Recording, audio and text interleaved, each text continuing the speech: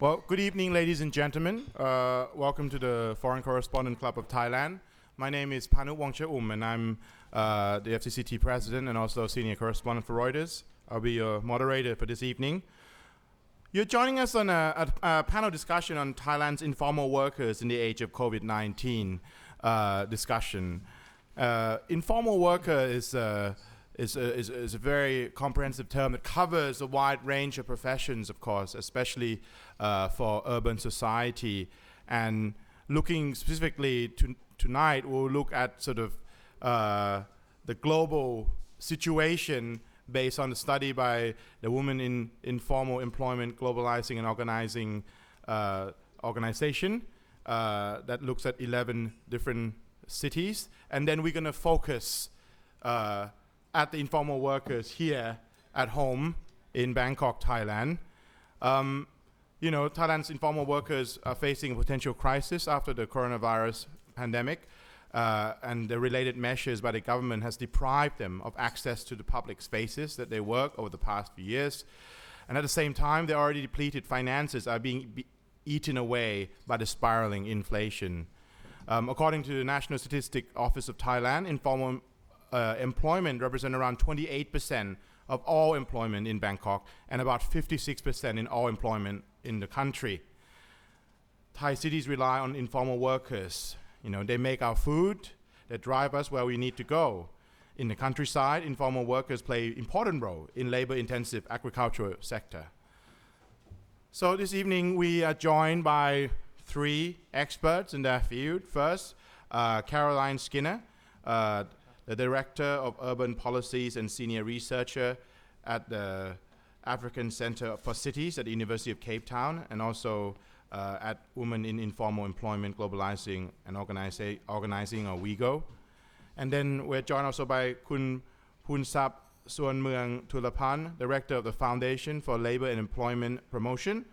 And lastly by Kun Prisha Thai Songkro, President of the Confederation of Street Vendors in Bangkok. So without further ado, I would like to go to Caroline. If you please, can you tell us a little bit about your studies about informal workers and sort of the impact that COVID had on them from, I guess, 11 different cities around the world. Thank you, Caroline. Great.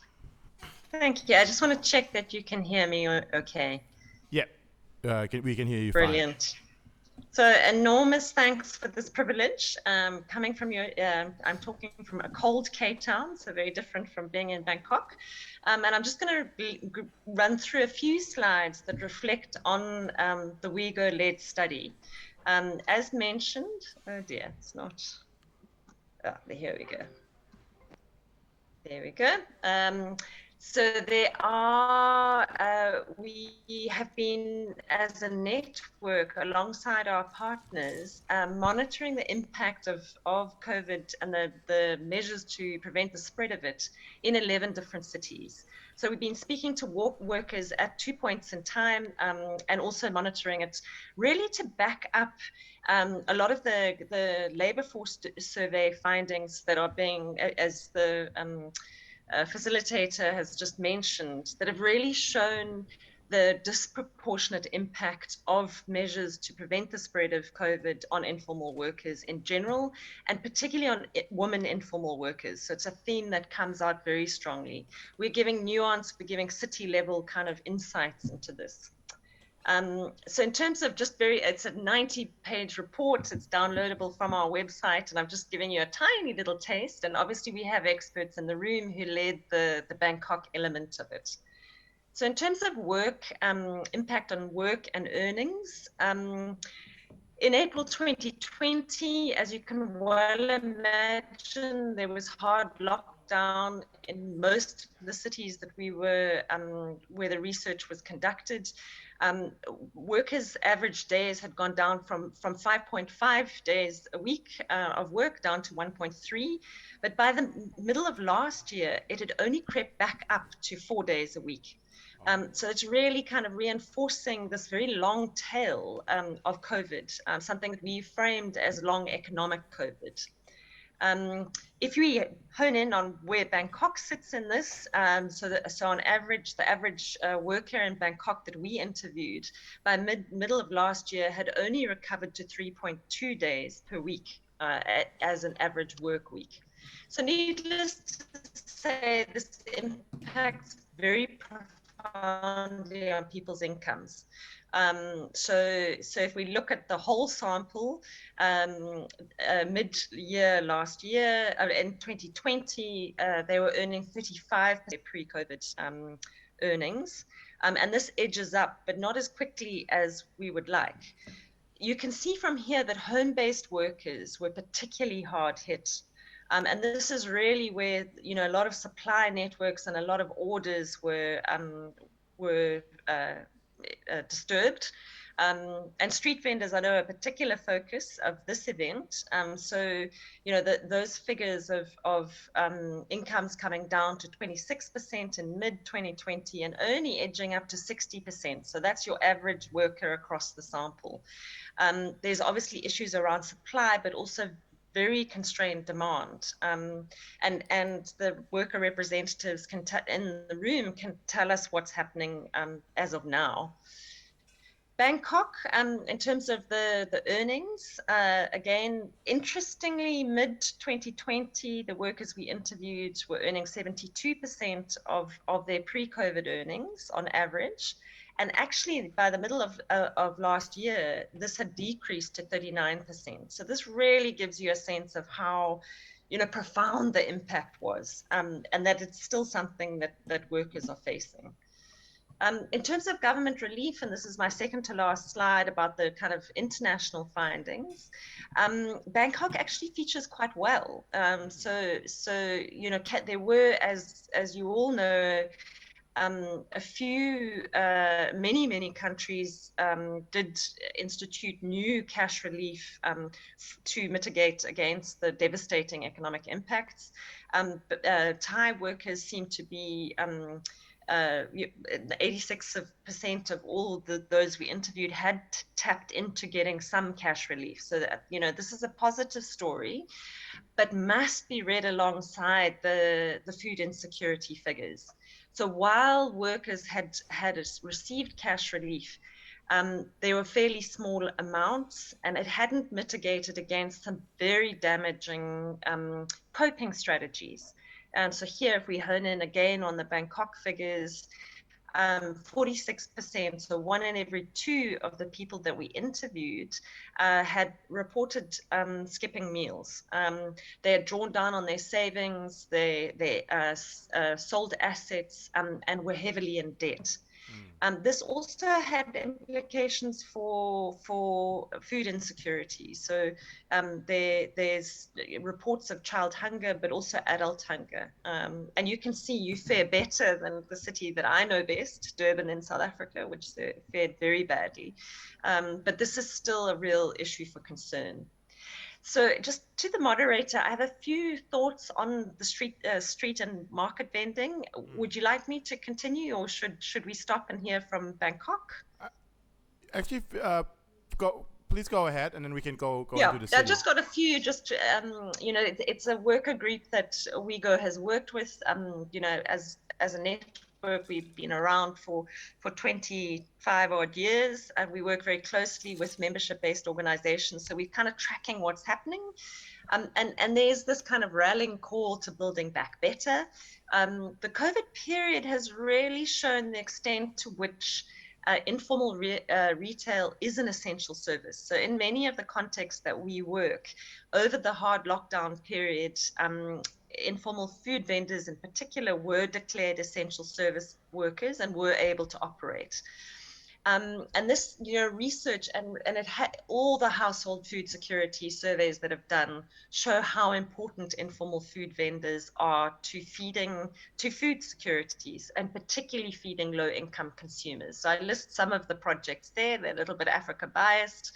But obviously food and other goods sold by informal traders is convenient, cheap, it's in the right quantities, and can be bought on credit. There's a lovely quote from one of the interviewees in a street vendor in Bangkok who said, "City dwellers are not affluent. How can they survive with expensive restaurants, food canteens in malls, and convenience stores for every meal? The city dwellers rely on street canteens to survive." And I think you guys are world famous for the quality and of the street foods. Since air circulation is a key factor in halting the spread of COVID-19, street and market vendors actually have an advantage. And what we've seen and documented quite closely is how vendors have come up with a range of creative solutions to minimize the spread of COVID-19. So I just included a few visuals where there's been lots of lovely like redesign and layout, and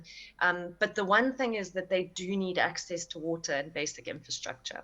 so paved surfaces, and decent sanitation. And sorry, well, that's not good. So so some of the things that have been called for is this do no harm. So a request to have no confiscations nor police harassment, given the high impacts on livelihoods, but also the simplification of licensing. So making the issuing of permits simple and fair, and suspending trading fees. So this has been a kind of rallying call that we've seen across the globe. And in New York, there have been some interesting interventions where traders have secured more permits rather than less, and they're no longer managed by the police. So we see, to really retreat the punitive arm of the state, to say these people are just getting by, they're making contributions. It's more appropriate to be managed by kind of a local economic development department, or a department that recognizes their developmental contribution. So many have said this is the time to argue for more, not less space, and reclaiming it from cars. So the Self-Employed Women's Association in India, the founder member in a conversation said to me, "Why are cities designed for cars and not people?" And this was just an interesting layout that was experimented with, the picture that I presented. So it's time to be creative about trading locations and layouts. We've got some lovely material on our website from Durban and Delhi about how they've negotiated with local authorities for alternative layouts. And then just finally, but one, informal workers. So the research consistently shows, and we're just like one of many studies that have said they've been particularly hard hit. So we give you the nuance of the extent to which informal workers are drawing down on all of their assets, and starting to and have used these very destructive in the long-term coping mechanisms. They've reported drawing down on their last savings, borrowing money, selling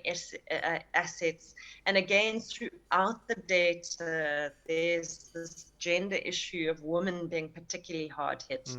So there is a call for access to capital to rebuild. And then a final word. Really, the COVID-19 period has shown again how informal workers have solutions. They understand how the economy lands in space, how to design spaces most appropriately to serve their customers, and should be involved in the decisions that impact on them. So there's many of the activists we work for say, nothing about us without us. So enough from me. Thank you very much again.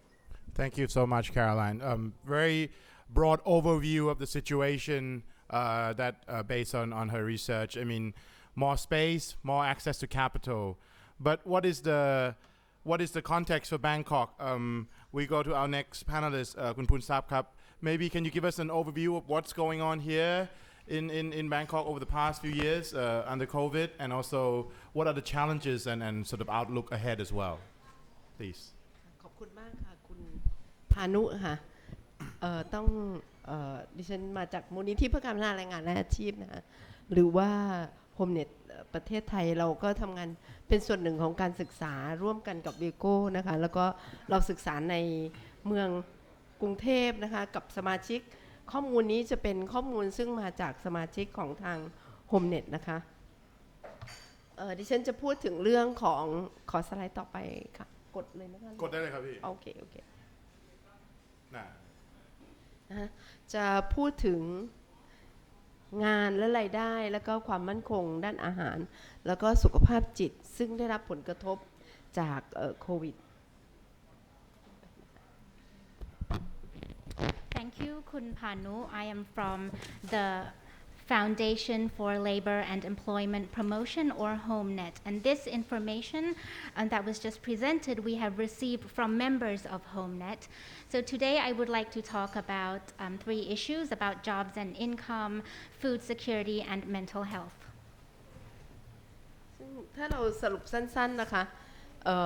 รายได้ของงานและรายได้ของแรงงานนอกระบบเนี่ยในกรุงเทพซึ่งเราศึกษาทั้งหมดเนี่ย6อาชีพนะคะก็คือลูกจ้างงานบ้านผู้ทำการผลิตที่บ้านนะคะหาบเล่แผงลอยคนเก็บของเก่ามอเตอร์ไซค์รับจ้างแล้วก็หมอนวดนะคะเราพบว่าผลกระทบ3 ครั้ง 3-4 ครั้งของโควิดเนี่ยเมื่อกลางปีที่แล้ว2564เนี่ยรายได้ของเขาลดลงโดยเฉลี่ยประมาณเกือบเขาสามารถที่จะเมื่อกลางปีที่แล้วเนี่ยรายได้เขาคืนมาประมาณ 40% นะเฉลี่ยประมาณ 40% แต่พบว่าใน2อาชีพเนี่ยจะได้รับผลกระทบหนักมากคือผู้ทำการผลิตที่บ้านหรือว่า home based worker นะคะกับหมอนวดเนี่ยเมื่อกลางปีที่แล้วรายได้เขาเป็น0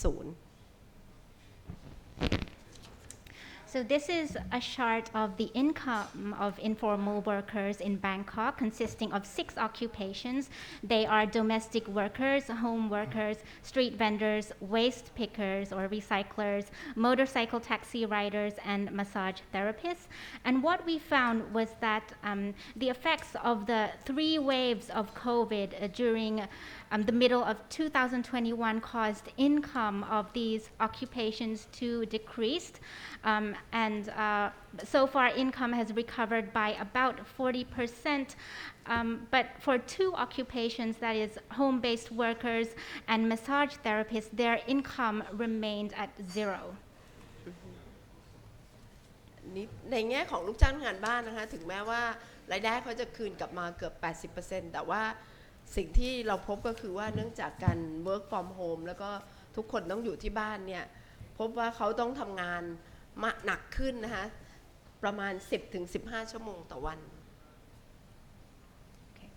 Even though the income of domestic workers have recovered by about 80%, they have to work from home and they are now working 10 to 15 hours per day. ในกลุ่มของstreet vendor เนี่ยในกลุ่มของหาบเล่แผงลอยนะคะคือถ้าเป็นคนที่ขายสินค้าซึ่งไม่ใช่อาหารเนี่ยแทบจะขายไม่ได้เลยคนที่อยู่ได้คือคนที่ขายสินค้าที่เป็นอาหารแต่ว่ารายได้ก็ลดลงมาก So for street vendors, those who are not selling food are not able to survive. Only those who are selling food are able to survive, although their income is very low. ถ้าเป็นกลุ่มของผู้ทำการผลิตที่บ้านนะคะคือในช่วงแรกอ่ะเขาบอกว่าเขายังมีเงินออมบ้างแต่ว่าพอเจอผลกระทบครั้งที่2นี่เงินออมใช้ไปหมดแล้วต้องไปกู้หนี้ยืมสินในบางคนเนี่ยก็ต้องขายเครื่องมือในการประกอบอาชีพเช่นจักรเย็บผ้าอะไรพวกนี้นะคะแล้วก็รอบสุดท้ายเมื่อที่ผ่านมานี่ก็ถือว่าเป็นรอบที่แย่ที่สุดค่ะ For home-based workers, the initial period of the COVID pandemic affected their savings, and during the second wave, they did not have any savings at all, causing them to have to borrow loans. Some of them even had to sell their sewing machines, for instance. However, the third outbreak was the worst. ในแง่ของความมั่นคงของอาหารค่ะความจริงถ้าทุกท่านอยู่ในเมืองไทยก็จะรู้ว่าประเด็นเรื่องความมั่นคงของอาหารเราแทบจะไม่ค่อยคิดกันนะคะแต่ว่าโควิดที่ผ่านมาเนี่ยจากงานวิจัยเนี่ยเราพบว่า 12% เนี่ยของครอบครัวที่เราสัมภาษณ์เนี่ยนะคะตอบว่าผู้ใหญ่นะคะถือว่าไม่มีอาหารไม่พอกินหรือว่าหิวโหยนะคะมี 9% ของครัวเรือนที่มีเด็กเนี่ยก็บอกว่าเขาก็มีปัญหาเรื่องอาหารนะคะแล้วก็ 47% นะคะของผู้ตอบ ซึ่งมีประมาณ600กว่าคนเนี่ยนะคะพบว่าเขาใช้วิธีลดการบริโภคอาหารนะเพื่อที่จะสามารถที่จะอยู่ได้กับอีก 50% เนี่ยลดมื้อของอาหารลงนะคะเช่นเคยกินข้าวเช้ากลางวันเย็นก็จะกินแค่เช้ากับเย็นนะคะซึ่งเกือบ 50% แล้วถ้าเราคิดว่าคนในกรุงเทพแรงงานนอกระบบในกรุงเทพมีประมาณ 1.1 ล้านคนเนี่ยแสดงว่าประมาณ 50% นะคะหรือ 500,000 คนเนี่ยมีปัญหาเรื่องการอาหารที่จะรับประทานนะคะ So when we talk about food security, Thai people don't really think about this issue. But according to our survey, we found that 12% of the respondents interviewed reported hunger among adults in their household. 9% of respondents with children in their households reported child hunger. 47% of the total respondents of about 600 people reported that they had reduced their food consumption as a coping mechanism. 50% of respondents said they had skipped a meal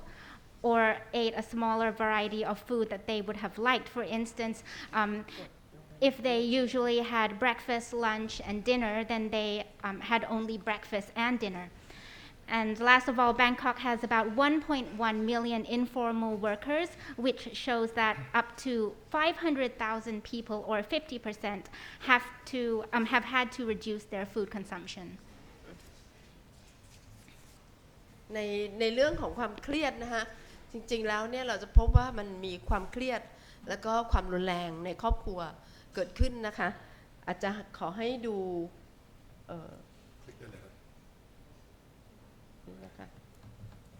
So in terms of stress, there is stress and domestic violence, and I'd now like you to watch a short video. ไม่ทราบว่ามีใครช่วยไหมคะขอโทษค่ะได้ไหมคะ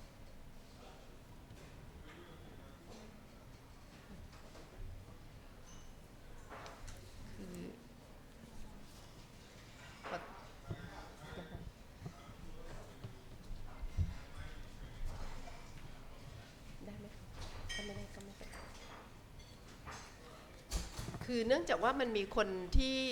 จะต้องอยู่ที่บ้านนะคะหลายคนไม่สามารถไปทำงานได้ทุกคนก็จะอยู่ที่บ้านนั้นเวลาที่มีคนหลายๆคนอยู่ที่บ้านเนี่ยปัญหาเรื่องอาหารแล้วก็ปัญหาเรื่องของการที่เราเจอกันเนี่ยนะคะมันก็มีการกระทบกระเทียบกันบ้างทำให้เกิดความเครียดแล้วก็ความรุนแรงในครอบครัวทำได้ก็ไม่เป็นไรนะคะค่ะค่ะโอเคแล้วก็เขาอยู่กันได้ยังไงนะคะทางออกของเขาเนี่ยเขาอยู่กันได้ยังไงนะคะก็พบว่าสิ่งที่เขาอยู่กันได้นะคะก็คือว่าเขาพยายามลดค่าใช้จ่ายโดยเฉพาะค่าใช้จ่ายที่ไม่ใช่อาหารนะคะแล้วก็กู้ยืมเงินประมาณ 51% ลดการบริโภคอาหาร 47% นะคะถอนเงินออมออกมาใช้ประมาณ 44% แล้วก็กู้หนี้ยืมสินเนี่ยประมาณ 18% จำนำนะคะมีของอะไรก็เอาไปจำนำจำนอง 18% นะคะแล้วก็ขายทรัพย์สินเราพบเลยนะคะว่าสมาชิกของเราเนี่ยขายจากเย็บผ้าเขาบอกว่าวันที่ในเงินติดตัวเนี่ยมีอยู่20 บาทจำเป็นต้องขายจากเย็บผ้านะคะประมาณ 15% นะคะแล้วก็บางคนก็ไม่เลื่อนการจ่ายหนี้ไป 8% นะคะแล้วก็ไม่สบายก็ไม่ไปหาหมอประมาณ 5% แล้วก็ท้ายที่สุดนะคะก็คือว่าบางคนบางครอบครัวประมาณ 2% เนี่ยต้องย้ายไปอยู่ต่างจังหวัดSince many people are working from home at the moment, problems related to food, for instance, occur, causing stress in the household. So how can they survive? So these are the coping strategies when the workers face crises. So for instance, 53% of respondents reduce non-food consumption, 51% choose to borrow money, 47% reduce food consumption, 44% draw down on savings, 18% pawn their assets, 15% sell their assets. So our members have been selling sewing machines because they only have 20 baht left. And 8% postpone debt payment, 5% neglect health care, so if they are sick, then they don't go to see the doctor, while 2% relocate their family members to a different province. ในแง่ของการที่จะฟื้นตัวนะคะสิ่งที่ทางพวกเราเสนอก็คือว่าต้องฟื้นเรื่องการมีเงินทำก่อนรัฐบาลเราต้องขอบคุณรัฐบาลที่อาจจะช่วยเงินช่วยเหลือนะคะแต่ว่าสิ่งที่เราอยากได้ไม่ใช่แค่เงินช่วยเหลือเราอยากได้การมีงานทำกลับมาเพราะฉะนั้นสิ่งที่เราอยากได้ก็คือจะแปลก่อนไหมคะ Okay. So these are our proposals for recovery. We would like to thank the government for cash relief, but we don't only want cash relief, we also want jobs. ค่ะเพราะฉะนั้นสิ่งที่เราอยากได้อันแรกก็คือว่าเราเสนอให้รัฐบาลนะคะช่วยเราในแง่ของเงินทุนในการประกอบอาชีพแบบไม่มีดอกเบี้ยนะคะอันที่สองก็คือเรื่องของการพัฒนาทักษะในการประกอบอาชีพที่จำเป็นเช่นความรู้เรื่อง IT เพราะว่าเดี๋ยวนี้เนี่ยมัน new normal นี่มันเปลี่ยนไปนะคะความรู้เรื่อง IT หรือว่าทักษะอื่นๆนะคะที่จะสามารถเพิ่มเรื่องการประกอบการของเราได้So the first thing that we propose is that the government should provide interest-free loans for job promotion. The second issue is that the government should develop necessary occupational skills such as IT or other skills to enhance the ability to perform certain jobs. คือถ้าเป็นไปได้เราพบว่ามันมีคนที่ตกงานนะไม่มีงานทำอยู่หลายส่วนถ้าเราเอางานสังคมที่รัฐจะต้องทำเนี่ยนะคะเช่นการดูแลผู้สูงอายุหรือว่าการดูแลเด็กอะไรเงี้ยนะคะจะเป็นไปได้ไหมที่เราขอให้รัฐมีการจ้างงานที่ให้บริการสังคมอย่างน้อย10วันต่อเดือนกับคนที่ตกงานนะซึ่งเขาก็จะมีรายได้ประมาณ 3,000 บาทซึ่งเท่ากับเส้นความยากจนSo many people are currently unemployed, and we propose that the government should provide job opportunities such as jobs related to taking care of children, taking care of the elderly, and sick patients, while also guaranteeing a minimum of 10 paid working days per month, in which the minimum wage should be also paid. ในแง่ของการจัดสรรโควต้าเราอยากให้เสียงนี้นะคะดังไปถึงท่านผู้ว่ากรุงเทพมหานครคนใหม่นะคะว่าเป็นไปได้ไหมว่าโควต้าของสินค้าที่ทางกรุงเทพมหานครจะต้องจัดซื้อจัดจ้างเนี่ยนะคะเช่นปลอกหมอนที่โรงพยาบาลหรือเสื้อหรือผ้าปูเตียงอะไรเงี้ยนะคะจัดเปอร์เซ็นต์หรือว่าโควต้าให้กับกลุ่มผู้ผลิตที่ต้องการงานนะคะIn terms of allocating quotas, I would also like to propose to the new governor of Bangkok that the Bangkok Metropolitan Administration should allocate quotas for the purchase of products and services such as pillowcases or t-shirts to producers, manufacturers, and service providers. อันสุดท้ายเนี่ยเราอยากจะพูดถึงว่าพื้นที่ทำมาหากินนะคะโดยเฉพาะให้กับหาบเล่แผงลอยในกรุงเทพมหานครเนี่ยมีหาบเล่แผงลอยประมาณทั้งท่านผู้ว่าซุนบอกว่ามีประมาณ 240,000 คนซึ่งถ้าเราคิดแค่ 200,000 แล้วก็เขาขายของวันละ 1,000 บาทเนี่ยนะคะวันหนึ่งเนี่ยเขาจะขายประมาณ200 ล้านบาทนะคะเดือนหนึ่ง20วันก็จะประมาณ4,000 ละ400 ล้านบาทนะคะแล้วก็ปีหนึ่งก็ประมาณ 48,000 ล้านนะคะซึ่ง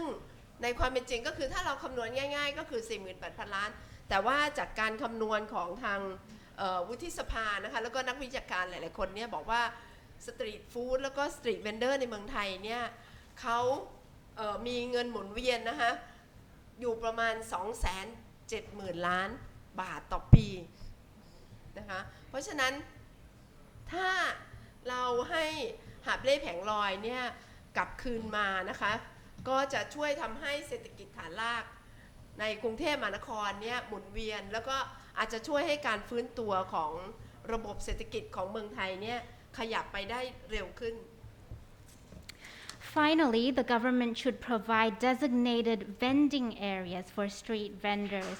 It is estimated that there are a total of 240,000 street vendors in Thailand. If they each sell 1,000 baht per day, that will be around 200 million baht stimulating the economy, or 4.8 billion baht per year. Now, according to studies, street vending in Thailand generates about 270 billion baht per year. So if we bring back street vendors, I believe that would help generate, stimulate the grassroots economy. สุดท้ายนะคะก็คือว่าในแง่ของถ้าเรามีรายได้เรามีงานทำเราก็อยากมีสวัสดิการนะคะก็คือว่าสิ่งที่ทางเครือข่ายแรงงานนอกระบบเสนอก็คือว่าอยากให้มีความส่งเสริมเรื่องความเสมอภาคในแง่ของการคุ้มครองทางสังคมหรือว่า social protection นะคะเช่นมาตราประกันสังคมมาตรา40หรือว่าเงินทุนอุดหนุนเด็กเล็กทั่วหน้านะคะปัจจุบันนี้เรายังไม่ได้ทั่วหน้ารัฐบาลยังเลือกที่จะให้แค่คนจนซึ่งทำให้คนที่จนจริงๆเนี่ยไม่ได้รับสวัสดิการนี้ Finally, if people have income and jobs, they would also require welfare. So we would also like to promote equality in terms of social protection, such as being insured under Section 40 of the Social Security Act, as well as the provision of universal child grants. Now, currently, these grants are only provided for the poor. สุดท้ายแบบที่โคลลีนพูดนะคะว่าก็คือแคโรไลน์พูดนะคะก็คือว่าการส่งเสริมการมีส่วนร่วมของแรงงานนอกระบบ nothing for us without us ก็คือว่าอยากให้มีตัวแทนของพวกเราเนี่ยอยู่ในคณะกรรมการเช่นคณะกรรมการประกันสังคมหรือว่าคณะกรรมการที่เกี่ยวกับการบริหารจัดการแรงงานนอกระบบ Finally, as Caroline has already mentioned, we would like to promote inclusive policy making for informal workers, such as being part of the Social Security Committee and the Committee to Manage Informal Workers. ก็อันนี้ก็คือเป็นข้อสรุปสั้นๆนะคะจากทาง Homenet แล้วก็เราอยากจะให้ได้ดูสไลด์วิดีโอสั้นๆนะคะประมาณ1นาที20วินาทีที่พูดถึงว่าแรงงานนอกระบบต้องเจออะไรบ้างในช่วงของโควิดค่ะ So this is a short summary from Homenet, and I would now like you to watch a short video about 1 minute and 20 seconds long about what informal workers are facing. ก็คือกินของเก่าอย่างเดียวคือเอาเงินที่พอมีเก็บอะเราก็เอาเบิกมาใช้จ่ายในบ้านแต่พอเกิดวิกฤตปุ๊บรายได้ก็คือช่วงแรกๆนี่คือเป็นศูนย์เลยนะคะไม่ต้องไปพูดถึงเลยว่าจะมีรายได้เข้า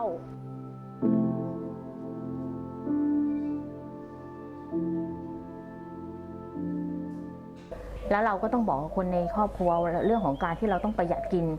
อย่างอาหารอย่างเงี้ยเราเคยแบบว่ากินเหมือนกับข้าวมีสัก3อย่างแล้วก็เหลือประมาณ2อย่างอะไรอย่างเงี้ยพยายามเซฟเรื่องค่าใช้จ่ายในบ้าน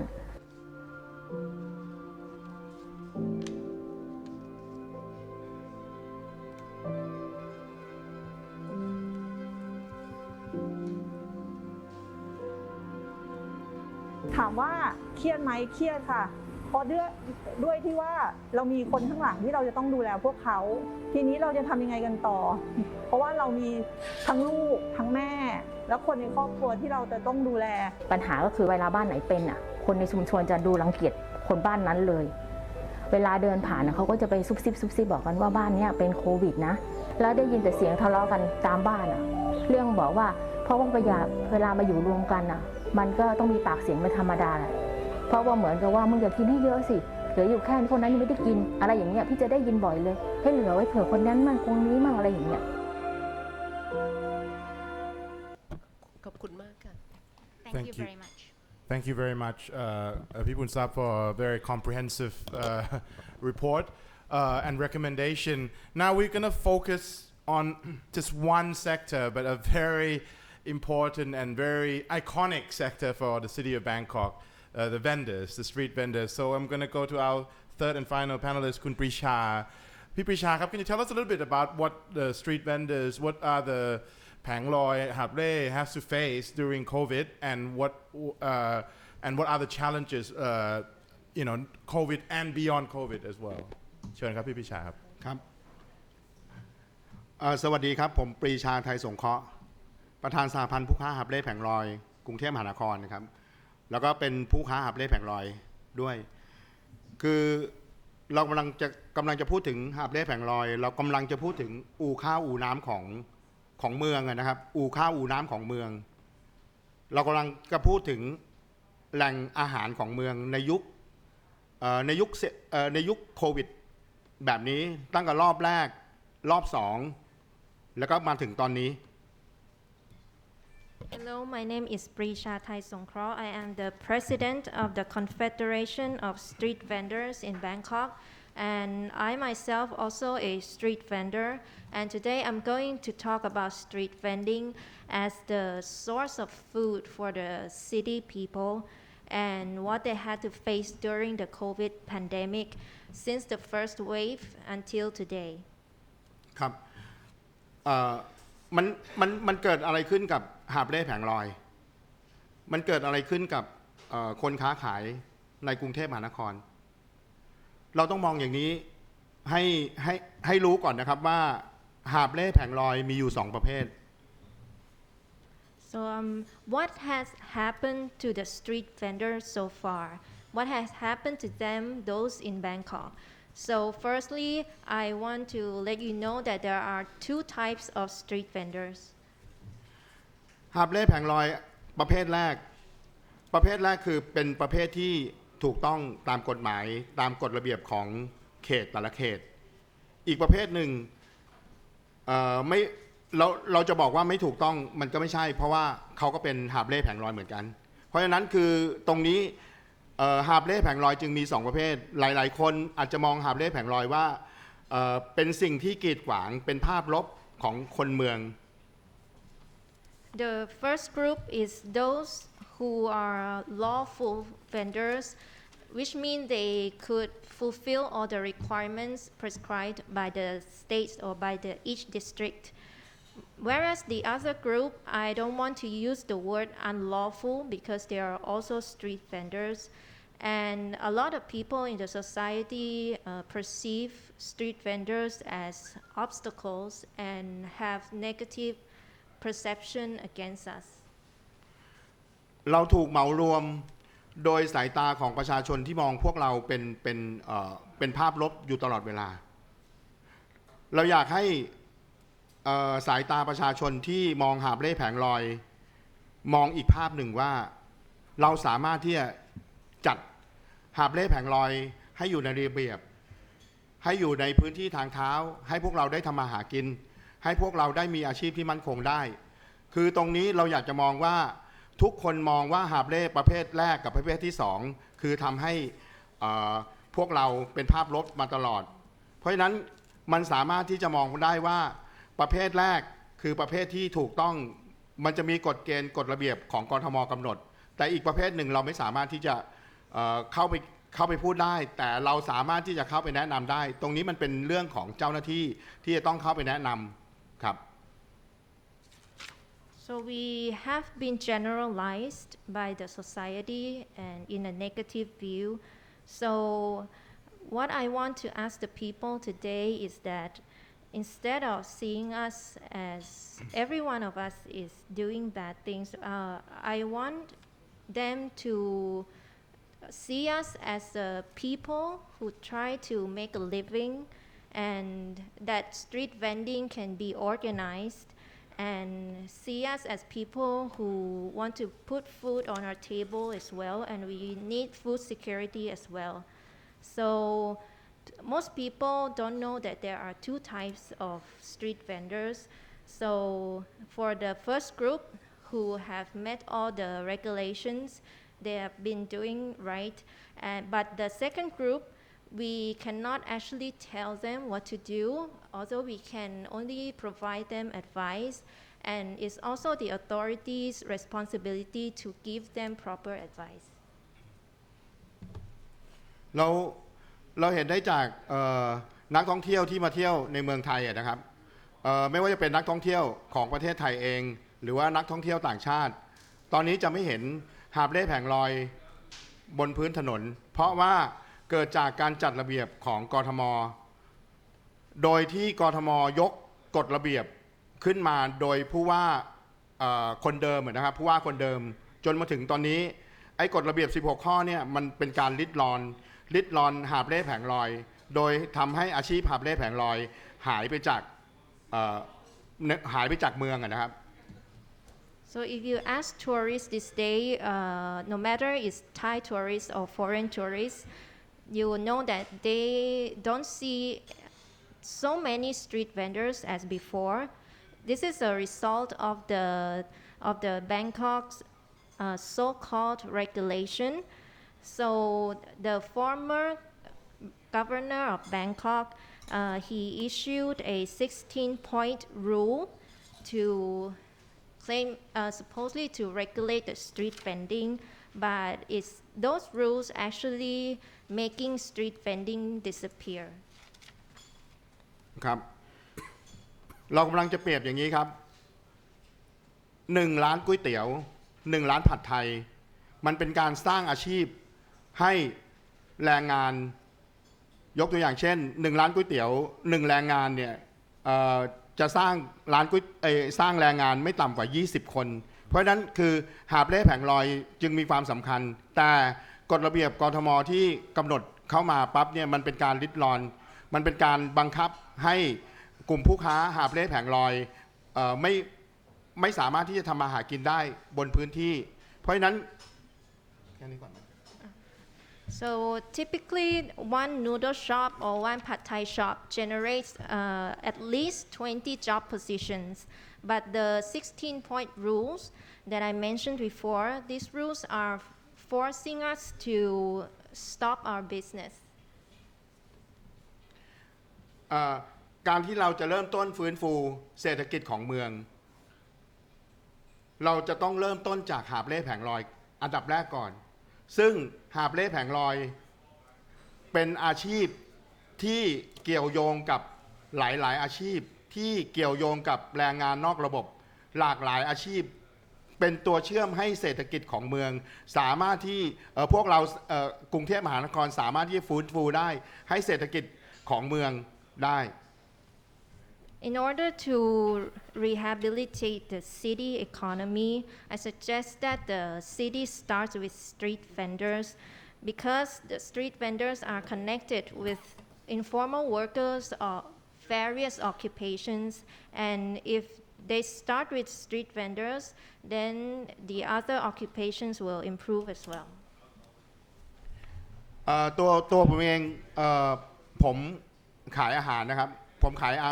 ายขาหมูอยู่มันเป็นเรื่องที่น่าเศร้ามาก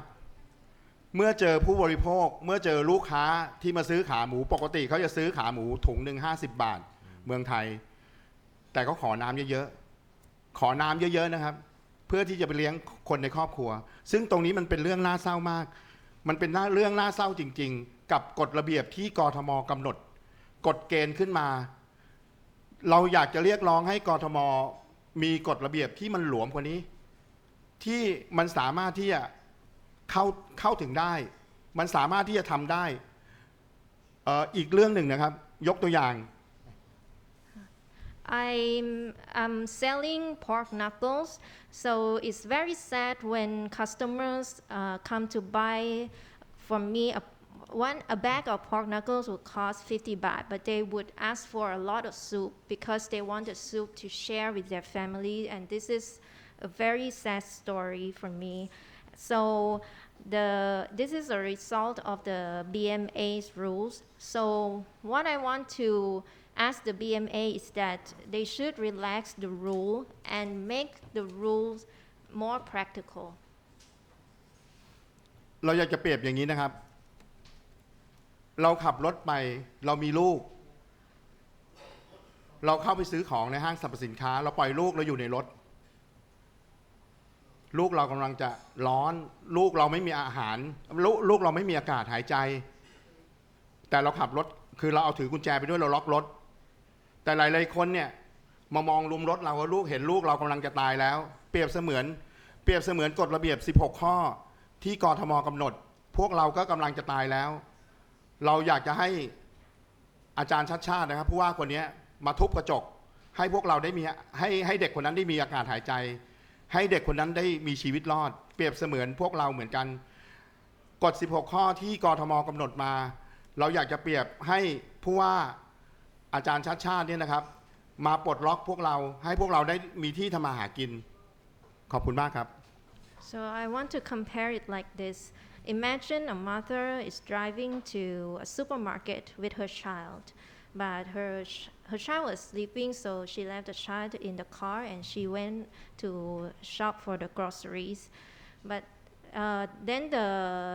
child was, because of the heat in the car, then the child was suffocating and the crowd came around and looked at the child, but no one dared to smash the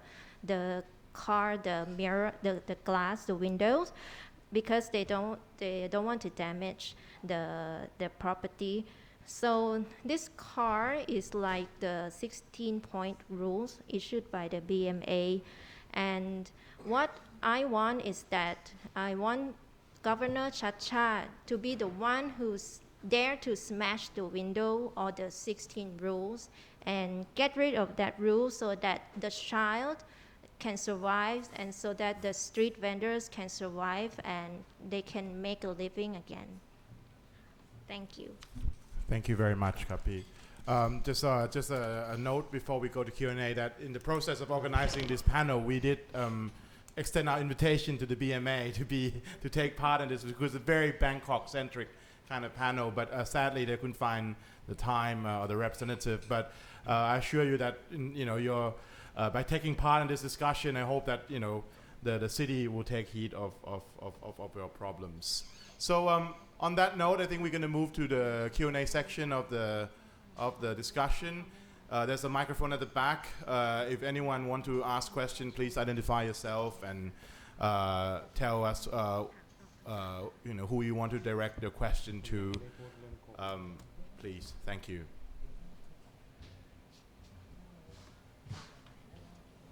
Hi, I'm Peter Trainer, a club member. I have some sympathy with the street workers in particular. 50 years ago, when I was a student, I was selling ice cream on the streets in New York. So I had some experience with the authorities and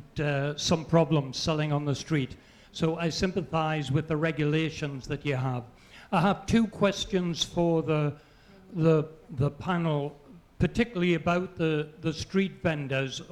but it applies to the other informal workers. The first question is, are there enough customers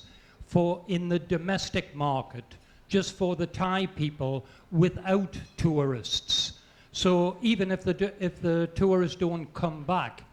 is there enough business to support the street vendors, or can they survive just taking care of the Thai customers? Particularly, I live in the Sukhumvit area, so most of the street vendors there cater for tourists. But outside the tourist areas, can the street vendors survive just with Thai customers?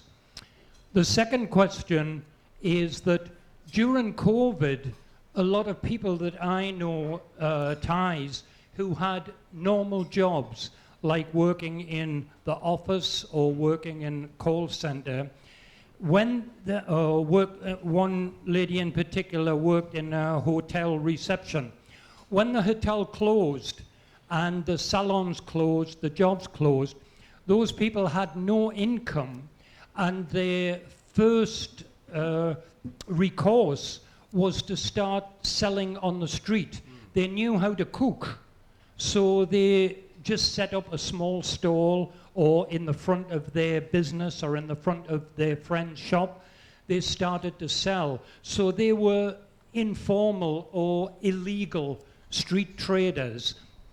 And some of the people are still doing it because the businesses didn't start again. So have those people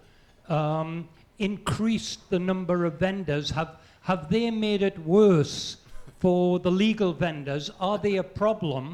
that needs to be addressed, or have they not had any effect? So 2 separate questions for you.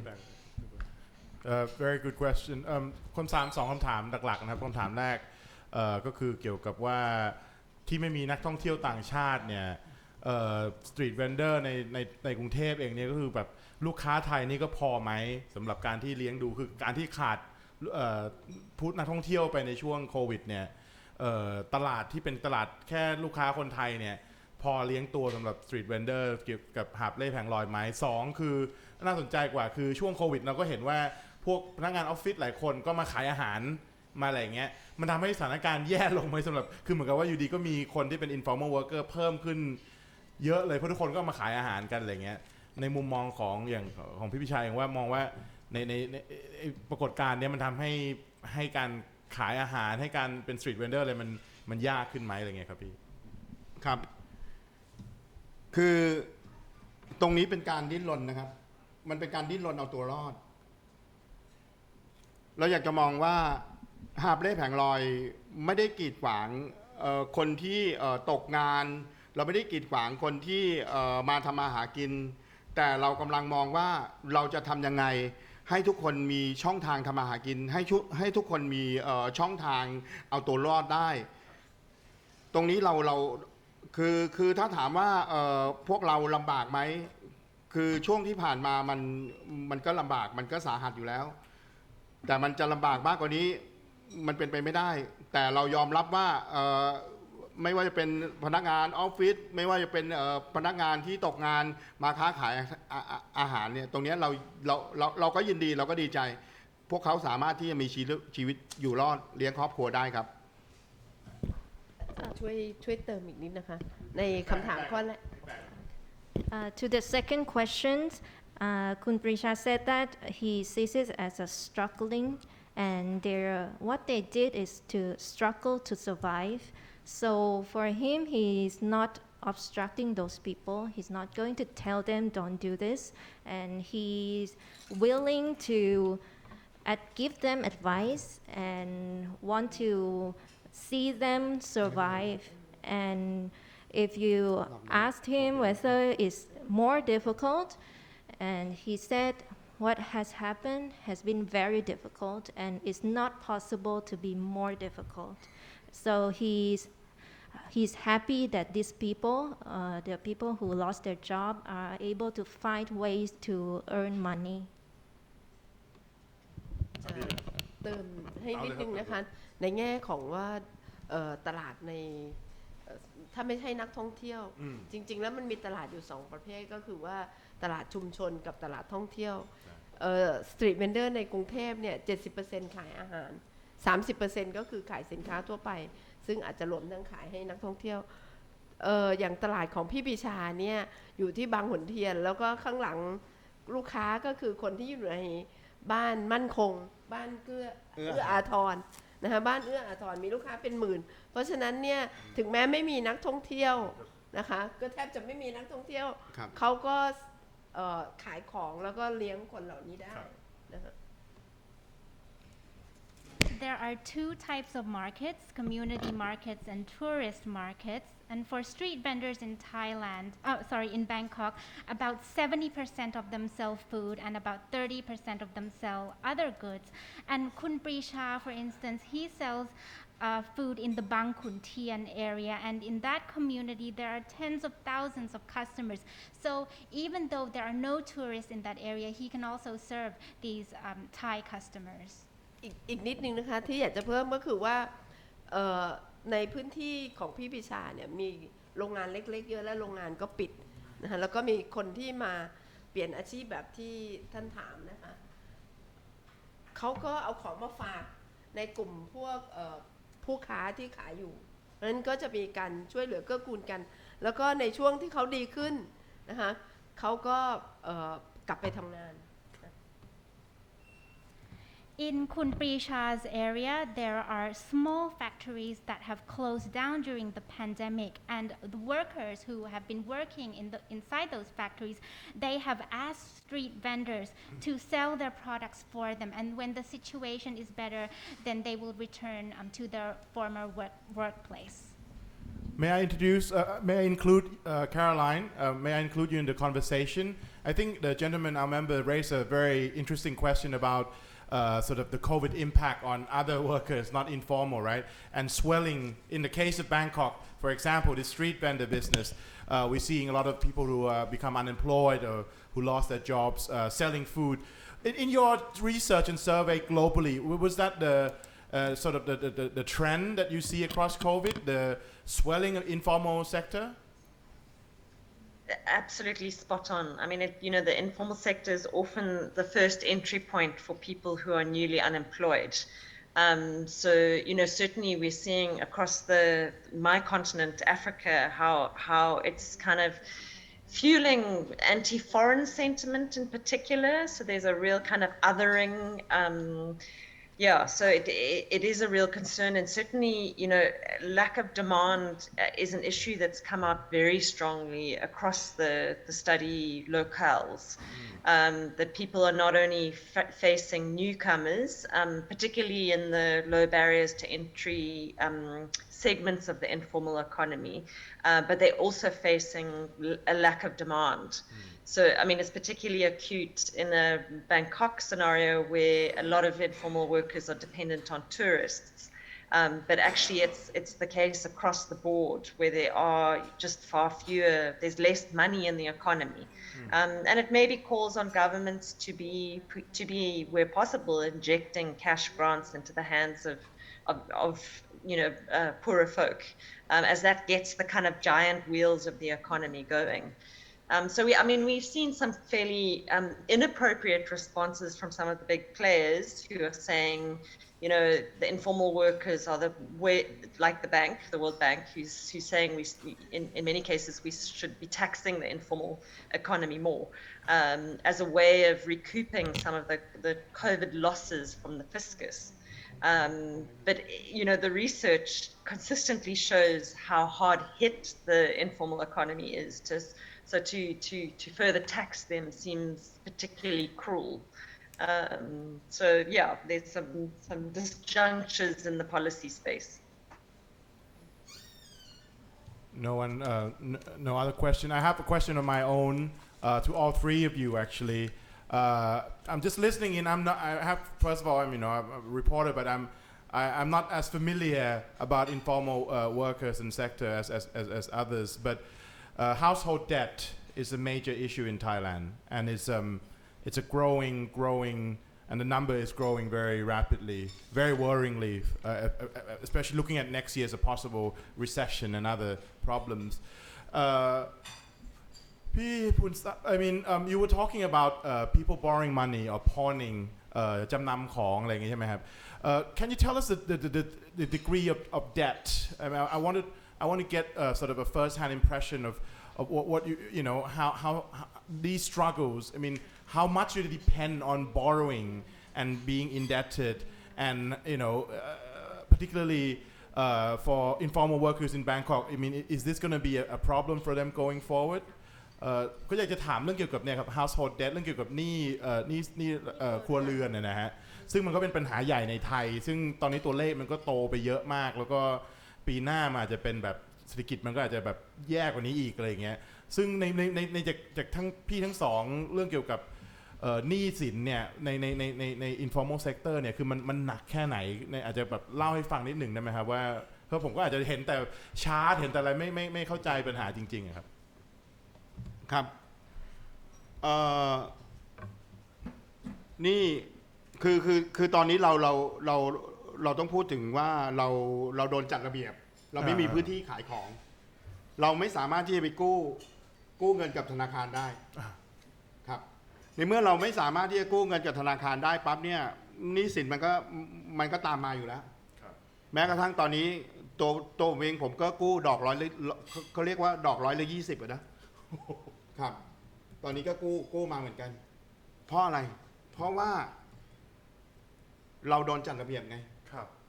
มันเป็นคำพูดที่สวยงามจริงๆว่าจัดระเบียบ แต่การจัดระเบียบของเขาเนี่ยผู้ค้าเข้าใจว่าจัดระเบียบให้สวยงามเดี๋ยวก็กลับมาขายแต่ทางภาครัฐบอกว่าไล่แม่งเลิกไปเลยอย่างเงี้ยครับคือเราไม่รู้ว่าจะทำยังไงมันก็เลยจำเป็นที่จะต้องกู้หนี้ยืมสินเข้ามา 20% นี่คือนอกระบบใช่ไหมพี่ ใช่ครับ รายเดือนนะฮะหรือว่าร ายเดือนครับ translate please So as a result of the so-called regulation,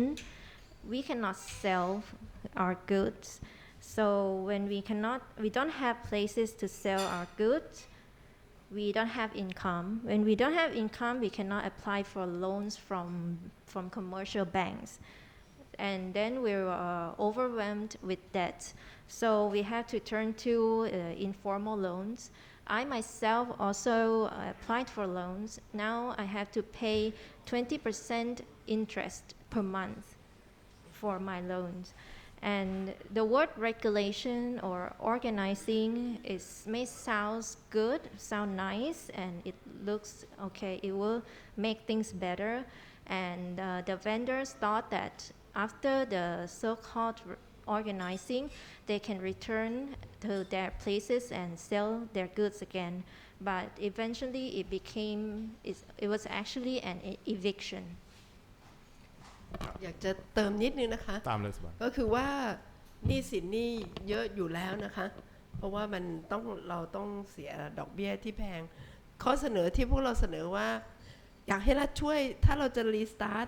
ธุรกิจกิจการของเราขึ้นมาอีกได้เนี่ยเราต้องการเงินทุนที่แบบว่าไม่มีดอกเบี้ยเพราะว่าถ้าเราไม่สามารถเข้าถึงเงินทุนตรงนี้ได้นะคะเราก็จะต้องไปกู้แบบ120%อันนี้ประเด็นที่1ประเด็นที่2เนี่ยในกลุ่มแรงงานนอกระบบเนี่ยก็มีการคุยกันนะคะสำหรับเขาแล้วเนี่ย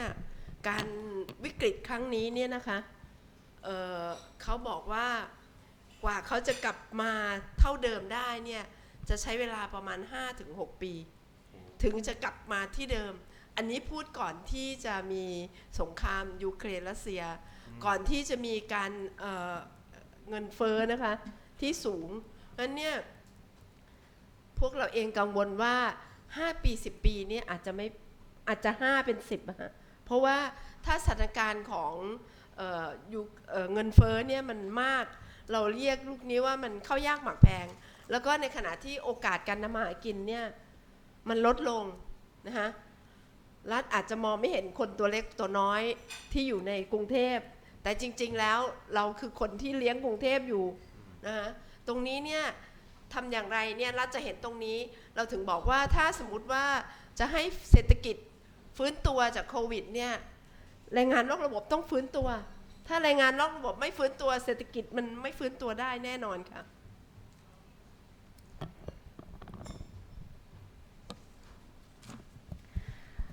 We would also like to add regarding the issue of high debt and high interest rates that we would like to propose the government to provide to us free interest loans, or else we would have to borrow loans at an interest rate of 20%. And for informal workers, this crisis will take them 5 to 6 years to recover. And they actually said this before the Ukraine and Russia war. We are concerned that 5 to 6 years will actually increase to 10 years, and this is due to high inflation and less opportunity for employment, less opportunity for jobs. We are actually feeding Bangkok, and we want to also be seen by the government as well. And informal workers need to recover in order for the economy to recover.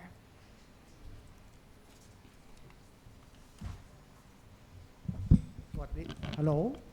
สวัสดีครับชื่อกิติพงศ์เป็นชาวกรุงเทพนะครับก็มีความสนใจอยากจะเรียนถามคุณที่เป็นประธานสหพันธ์ผู้ขับเล่แผงลอยนะครับ2 เรื่องนะครับเรื่องแรกก็คือว่าเกี่ยวกับหลังจากเปลี่ยนผู้ว่าเนี่ยปัญหา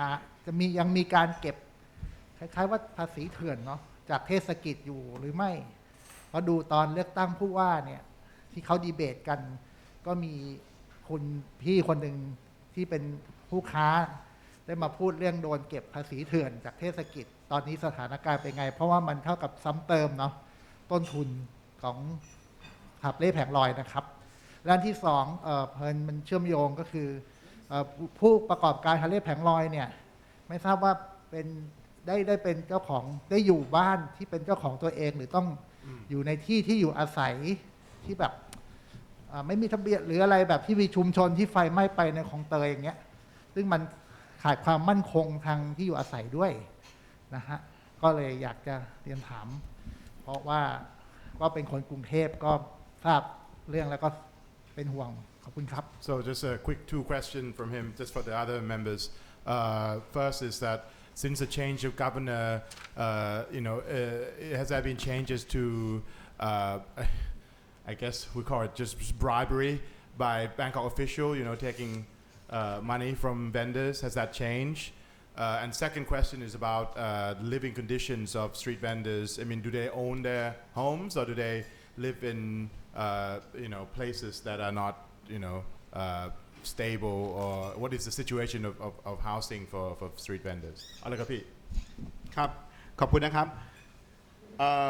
ผมอยากจะตอบอย่างนี้ก่อนนะครับว่าหาบเล่แผงลอยมีอยู่2ประเภทนะครับคือประเภทแรกคือประเภทที่ถูกต้องตามกฎหมายโดยที่เขตเป็นผู้ออกให้พื้นที่นั้นๆเข้ามาทำการค้าได้แต่ก่อนที่จะมีการออกเป็นจุดผ่อนผันหรือว่าเป็นจุดอะไรก็ตามแต่ที่ถูกกฎหมายทางเขตจะต้องสำรวจทุกครั้งสำรวจทุกที่ไม่ว่าจะเป็นตำรวจหรือว่าไม่ว่าจะเป็นจราจรต้องแปลก่อนนะครับ So thank you for the question. I want to reiterate that there are two types of street vendors. The first group is those who are lawful and they able to meet the regulation and they got license from the district and they will sell their goods at the designated vending areas and these areas before the district designate this area they will have to survey the surrounding areas first. อีกประเภทหนึ่งคือประเภทที่ถ้าหลายคนสังเกตดีว่าถ้ามีรถของเจ้าหน้าที่วิ่งมาปั๊บก็จะเห็นเข็นรถหนีเห็นอะไรพวกนี้หรือคือก็เป็นหาบเล่แผงลอยเหมือนกันแต่เราถูกเหมารวมไงครับว่าถูกเหมารวมว่าเป็นหาบเล่แผงลอยที่ก็เลยเป็นการยกเลิกและจัดระเบียบคือตรงนี้หลังจากที่คุณป้าได้ออกรายการเรื่องสวยเรื่องอะไรมันก็มีอีก2ประเภทที่บางคนเห็นด้วยสามารถที่คืออยากจะจ่ายใต้โต๊ะและให้มันผ่านไปแต่อีกคนนึงคือต้องการที่อยากทำให้อาชีพหาบเล่แผงลอยมันเป็นอาชีพที่มั่นคงเพราะว่าอาชีพหาบเล่แผงลอยของพวกเรามันเป็นอาชีพเดียวครับมันเป็นอาชีพสุดท้ายของพวกเราอยากจะทำอาชีพตรงนั้นให้มันเป็นอาชีพที่มั่นคงแต่อีกอย่างหนึ่งคือเราก็ตอบไม่ได้นะว่าคือเขาจะเสียหรือไม่เสียเพราะตรงนี้เราไม่สามารถที่จะรู้ได้แต่ก็รู้นะครับก็รู้ครับ So the second group of street vendors you can identify them very easy because when they see the city officials cars or motorcycles they will run away they will push their trolley and their carts and run away but the cities generalize as these two groups they see these two groups as the same so that's why they decide to issue the rules to regulate us and because one of the auntie who was a street vendor went on a TV show recently and she talked about the bribery then so I had to say that there are two types of people so some street vendors are willing to pay because they think that so they pay so that's it they want everything to end so but the other types of vendors they want to make this job and their business, they want them to be more secured. So because for us, we only have this job, we only have one job, and it will be our last job. So what we need is security. So I cannot say who will pay or who will not pay. Yes. เรื่องที่อยู่ที่พี่ครับอีกเรื่องหนึ่งเรื่องที่อยู่ใช่ไหมครับเรื่องที่อยู่อาศัยคือหาบเล่แผงลอยเข้ามาค้าขายในกรุงเทพมหานครกว่า 70% เป็นคนที่มีทะเบียนบ้านในกรุงเทพมหานครและเป็นคนที่ซื้อบ้านซื้อรถหลังจากที่เราโดนจัดระเบียบตอนนี้เราขายรถเราขายบ้านเราแทบจะไม่มีที่อยู่เพราะว่าไอ้กฎระเบียบของกทม.มันเป็นกฎที่ริดรอนพวกเราจนไม่สามารถที่จะเข้าไปถึงพื้นที่ตรงนั้นได้เราอยากจะฝากถึงผู้ว่านะครับว่าทำยังไงก็ได้ให้พวกเรากฎระเบียบพวกนี้ให้พวกเราเข้าให้มันเป็นหลุมๆอ่ะคือทำยังไงก็ได้ให้พวกเราเข้าไปถึงที่เพราะการยกเลิกจุดผ่อนผันทั้งหมด700กว่าจุดมันเป็นจุดผ่อนผันที่ถูกต้องนะครับหลายฝ่ายอาจจะไม่ชอบไม่ว่าจะเป็นฝ่ายไหนก็ตามไม่อยากจะให้มันถูกต้องก็คิดกันดูแล้วกันนะครับว่าเราจะทำยังไงเราก็สู้ต่อเราต้องการทำให้อาชีพหาบเล่แผงลอยมันเป็นอาชีพที่มั่นคงพวกเราก็พร้อมครับAbout the accommodation, I have to say that 70% of street vendors in Bangkok, they are Bangkok people. They are from Bangkok, and they owned houses, they owned cars. But after the Bangkok's regulation, they had to sell their homes, they had to sell their cars, and now they have nothing left. So I want to ask the governor to consider relaxing the rules so that they can make a living and make it more practical. And originally there were 700 designated vending areas, and these were lawful, but now all have been cancelled. And so although we don't know what to do, what we can do is to fight on. We have to keep fighting and to make our jobs, our occupation more secure. ขออนุญาตเพิ่มเติมนิดนึงนะคะก็คือว่าจริงๆแล้วเนี่ยในแง่ของการสวยไม่สวยนะคะหรือว่าจ่ายใต้โต๊ะไม่ใต้โต๊ะเนี่ยมันก็คงจะท่านผู้ว่าสัญญาไว้ว่าประมาณ6 เดือนนะคะก็จะดูแลเรื่องพวกนี้ท่านผู้ว่าก็ออกมาพูดตั้งแต่เดือนแรก2 เดือนแรกนะคะว่าจะไม่ยอมให้มีคอร์รัปชันนะคะเหมือนเดิมทีนี้เนี่ยปัญหาก็คือว่าอย่างที่คุณปิชาพูดถึงก็คือในเรื่องของกฎระเบียบการที่เรามีกฎระเบียบสำหรับประเทศไทยนะคะการที่เรามีกฎระเบียบเยอะๆข้อนี้นะคะบางทีมันก็เป็นอุปสรรคมันกลายเป็นช่องทางที่ทำให้เกิดการจ่ายใต้โต๊ะเพราะว่ากฎหมายนี่มันเลือกปฏิบัติได้นะคะกฎหมายมันเลือกปฏิบัติในแง่ที่มันสามารถจะปฏิบัติกับคนหนึ่งแบบหนึ่ง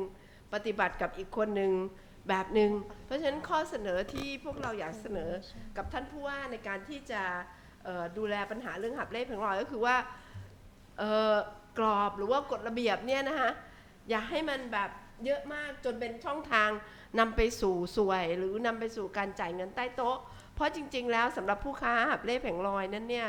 เขาคืออยากขายของนะคะถ้าเขาจะต้องไปปฏิบัติเยอะแยะหรือต้องกฎกติกา10 ข้อ 20 ข้อนั่นน่ะก็เขาก็จะร่วมมือกับคนที่ต้องจ่ายใต้โต๊ะ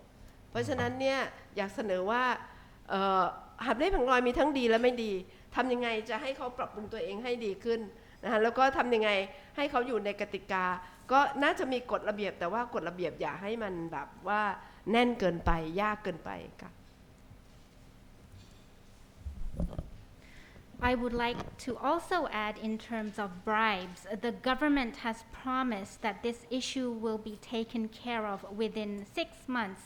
The Bangkok governor promised that this issue will be taken care of in 6 months. And within the first 2 months, the governor has mentioned that there will be no corruption, that corruption will be taken care of. In Thailand,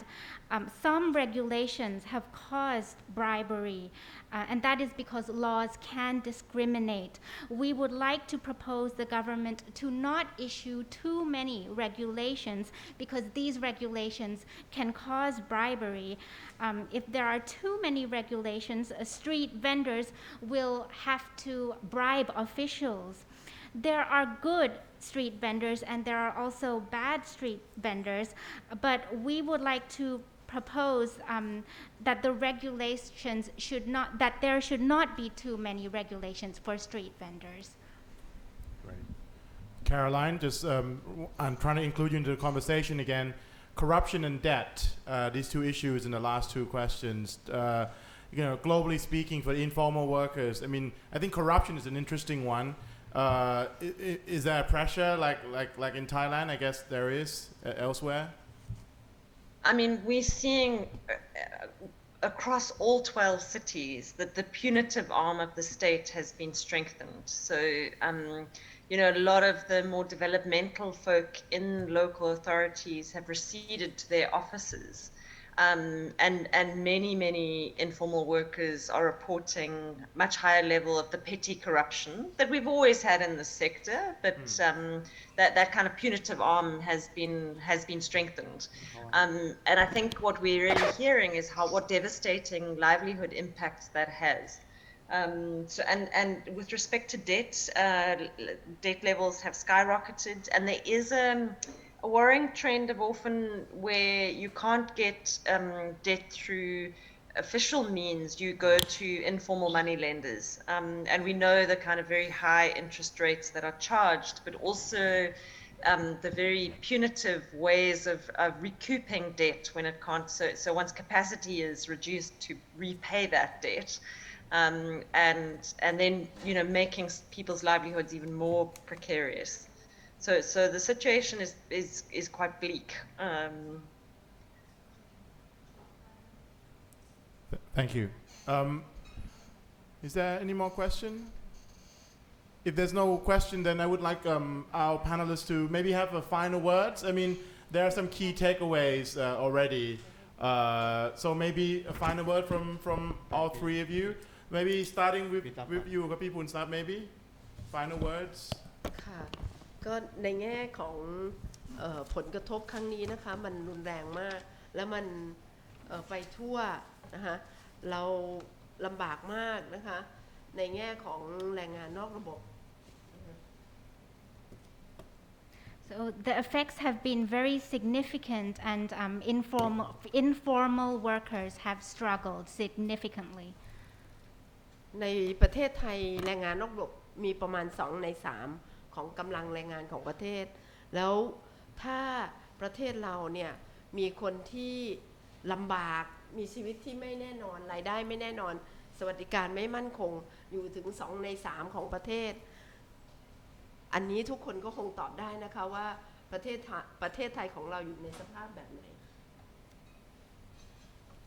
In Thailand, 2/3 of workers are informal workers, and if you think about it, if 2/3 of workers in our country suffer, then we can think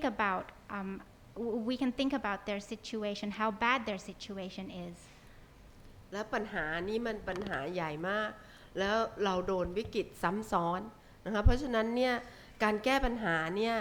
รัฐฝ่ายเดียวก็อาจจะแก้ปัญหาไม่ได้นะคะเพราะฉะนั้นเนี่ยการแก้ปัญหานี้ทุกคนต้องร่วมมือกันรัฐก็ต้องรู้ว่าเราเนี่ยเกิดปัญหาอะไรถ้ารัฐไม่เข้าใจเราก็ต้องมาร่วมมือกันแล้วก็เล่าให้เขาฟังว่ามันเกิดอะไรขึ้นเพราะฉะนั้นทางแก้ที่จะไปข้างหน้าได้นะคะก็คือความร่วมมือระหว่างภาครัฐแล้วก็แรงงานนอกระบบแล้วก็ภาคส่วนต่างๆไม่ว่าจะเป็นภาควิชาการนะคะแล้วก็ผู้ประกอบการเราต้องมาร่วมมือกันเราถึงจะฝ่าวิกฤตครั้งนี้ไปได้ค่ะ this is a huge problem, and we have faced many crises. The government cannot solve this issue alone, and we need cooperation between many sectors. Therefore, the way forward is for cooperation between the government, between informal workers, academics, and business operators.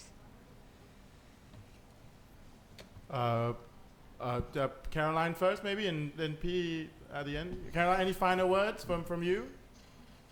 Very briefly, I think that there's consensus that this tail, the economic impacts and the tail of COVID is long. And Punsap's words are echoing in my head of, between 6 and 7 years, and with the crisis in Ukraine, to recover to pre-COVID levels could take somewhat longer. But also to just to end on a positive note, we've also seen across the 12 cities or 11 cities some real innovations, particularly from informal worker organizations. So there are some really interesting solutions to some of these problems. But we do need a state that is the caring arm of the state rather than the punitive arm of the state. So that's really the call that I'm hearing from everyone on the panel. Thank you, and thank you for the opportunity. I really appreciate it. I've learned a lot. Thanks, Caroline. Bibisha, final words. ขอบคุณนะครับวันนี้ขอบคุณมากที่ให้พวกเรามาสะท้อนปัญหาผู้ค้าหาบเล่แผงลอยก็เป็นส่วนหนึ่งในแรงงานนอกระบบเหมือนกันการที่จะฟื้นฟูเศรษฐกิจหรือว่าฟื้นฟูเศรษฐกิจในกรุงเทพหรือว่าทั่วเมืองต่างๆเราควรที่จะมาร่วมกันแก้ปัญหาผู้ค้าหาบเล่แผงลอย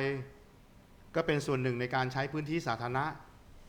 เราอยากจะใช้พื้นที่สาธารณะร่วมกันเราควรที่จะมามองถึงปัญหาตรงนั้นมาร่วมกันแก้ปัญหาตรงนั้น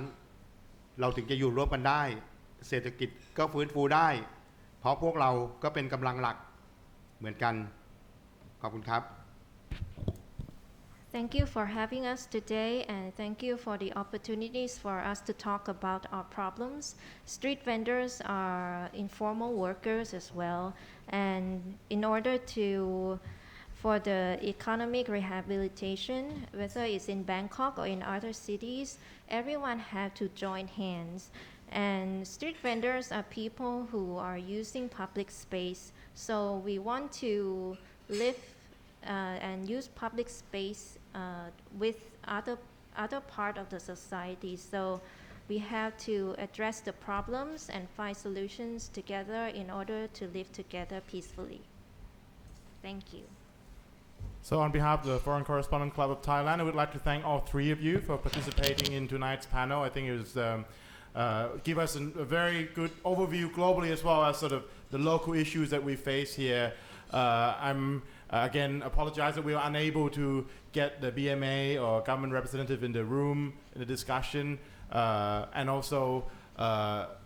this is not just a problem about Bangkok, as all three have mentioned. Informal sector is huge in Thailand, in agriculture in particular. So just keep that in mind as well. So thanks very much for taking part, and a few words of thanks also to our wonderful two translator, who's been excellent in conveying the discussion today. So please give them a round of applause.